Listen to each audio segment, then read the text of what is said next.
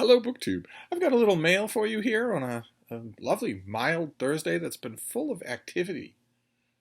It's just kind of weird for a lonely old shut-in who spends most of his time on his fainting couch with his weird little dog. There's been a lot of activity. And when there wasn't activity, there was just a greyhound gallop of productivity. So I'm not in any way complaining, but I think I think sequestering to read tonight is going to feel more rewarding than most times does. We have actually more periodicals than we have only one package today, and it's a box. It's a heavy box, so it could be a finished copy of something. But we have a number of periodicals. We have the Bedford Times Press from Bedford, Iowa, Taylor County, a small town Iowa newspaper that runs my book column every week. And your small town paper could run that column as well. You can't help but notice, of course, these great pictures on the front cover, full color, of the homecoming king and queen, which made me melancholy right away because in most schools on the East Coast especially, but also on the West Coast, there aren't any homecoming kings or queens anymore. Not only because king and queen is gender binary, and that's like so 20th century, but also because of the horrible, spotty record of monarchies throughout the ages when it comes to human rights abuses. so the thing has just been abolished. I forget. I read one story late last year about some abomination that has been used to replace it. Homecoming achiever. Achieving couple or something like that. Some horrible thing. It makes you just want to shoot yourself, but take a minute before you shoot yourself to shoot every member of the school board as well and hope that their replacements are sane instead of woke. It was nice to see this. It's who knows how long it will last before the rot reaches the Midwest. And another periodical is the Martha's Vineyard Gazette. Very similar. They're both basically small town papers. Only the Gazette is resolutely so. My column in the Bedford Times Press, couldn't help but notice this time around that the column is below the ads instead of above the ads.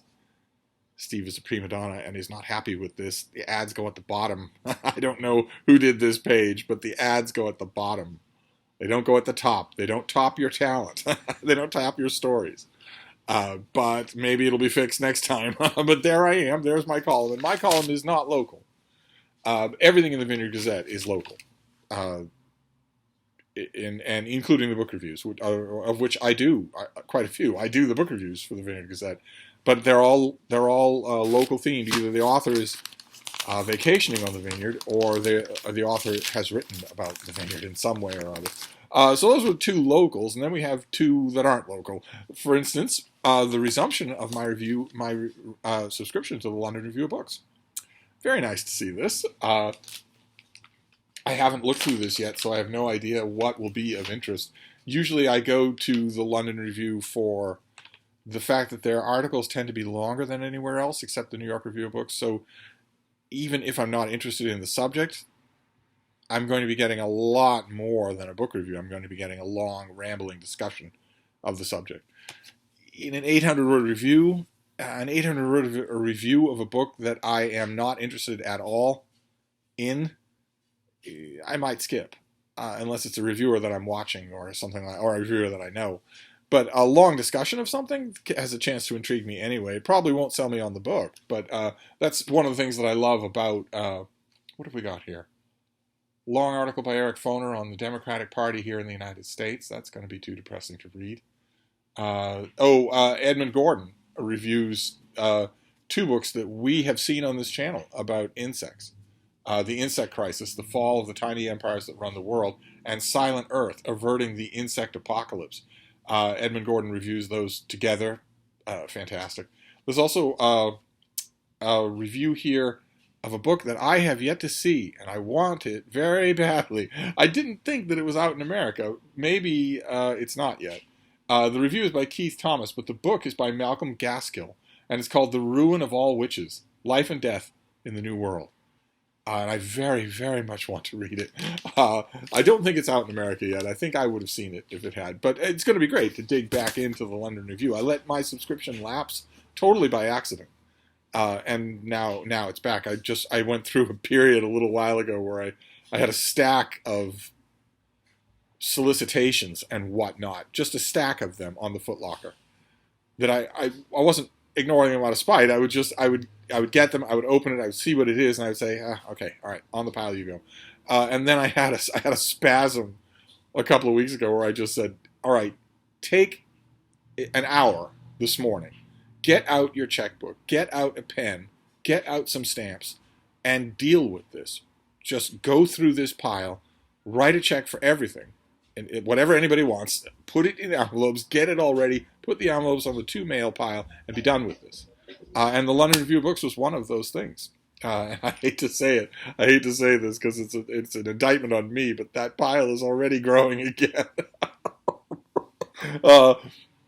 And then the last periodical is the new New Yorker with the requisite, absolutely hideous cover. Just, I think those are supposed to be crude pictograms of people on bicycles. Well, what is this doing on the cover of the New Yorker? I could show you. I mean, a full 100-year tour of the art of the covers of the New Yorker is practically a museum art exhibit. What is this doing in that lineup? Anyway, there is an article in here that I haven't read this yet. I just got this today, but there's a long article in here on Rapture and Melancholy, that new collection of the diaries of Edna St. Vincent Millay, which I thought was fairly interesting. I was hoping that it would spur long, ruminative pieces like the one that's in here, so I'm hoping that piece will be really good. And then we have the box. No other mail, just some periodicals. So let's see what we have here. This very much, it very much feels like it's from a publisher and not from one of you. I've had some violations of the rule number 1. Oh, the baby bee. How are you doing, little one? How's the baby? Let's see. Let's see if this is a finished hardcover. Oh, it is. Oh my, how pretty. Oh, very nice. Okay. I don't have a sheet for this. Boy, I didn't think this would be this big. This is by J.M. Miro, and it is called Ordinary Monsters. Great big thing. Look at that. How nice. If I remember correctly, this is kind of horror sci-fi. Let's see what we have here. Let's see here. England, 1882. Okay. In Victorian London, 2 children with mysterious powers are hunted by figures of darkness. A man made of smoke. 16-year-old Charlie Ovid, despite brutal childhood in Mississippi, doesn't have a scar on him. His body heals itself whether he wants it to or not. Marlowe, a foundling from a railway freight car, shines with a strange bluish light. He can melt or mend flesh. When a jaded female detective is recruited to escort them to safety, all 3 begin a journey into the nature of difference and belonging, and the shadowy edges of the monstrous. What follows is a story of wonder and betrayal from the gaslit streets of London, to the wooden theaters of Meiji-era Tokyo, to an eerie estate outside Edinburgh where other children with gifts, the talents, have been gathered. There, the world of the dead and the world of the living threaten to collide. And as secrets within the institution unfurl, Marlowe, Charlie, and the rest of the talents will discover the truth about their abilities and the nature of what is stalking them. That the worst monsters sometimes come bearing the sweetest gifts. Don't I know? Try being married to Deb as many times as I have. You'll know that inside and out. Riveting in its scope and exquisitely written, Ordinary Monsters presents a catastrophic vision of the Victorian world and of the gifted, broken children who must save it. And the author bio has no photo. It's just J.M. Miro lives and writes in the Pacific Northwest, with no mention of the gender that J.M. Miro was assigned at birth by the patriarchy. Am I right? Up top. And also no mention of J.M. Miro's other books. No, look at that. It's nothing at all. No mention of it whatsoever. Is this J.M. Miro's first book? I don't have any paperwork on this at all. I'm assuming, since this is a finished copy, that this is due soon. But whether it is or not, I am intrigued. And if it's a finished copy, it's certainly either a May or a June book. So it's a perfectly fair game for me to read tonight. I have a couple of other things, unexpected additions to the TBR. But this thing, I want to get a big whacking chunk of this done tonight. This sounds very intriguing. Okay, great. Well, no mention on the back. The back has blurbs from Tamara Pierce, Joe Hill, Al Makatsu, Kelly Braffett, but no mention of other books, and no mention of other books in the author bio. So I'm assuming this is a debut, which would be pretty impressive, because this is really nice.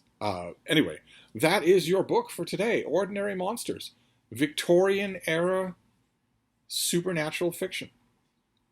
Superpowered children. Can't wait. I'm not going to wait. I will read it. I will start anyway tonight. I might not do the whole thing tonight, but anyway, that is the mail. Very, very quick, abortive mail here. I don't think any more mail is coming. This is just the doldrums of the week. That's all. We'll hope for more tomorrow. But anyway, I will wrap this up for now, and I will see you soon. Thank you, BookTube.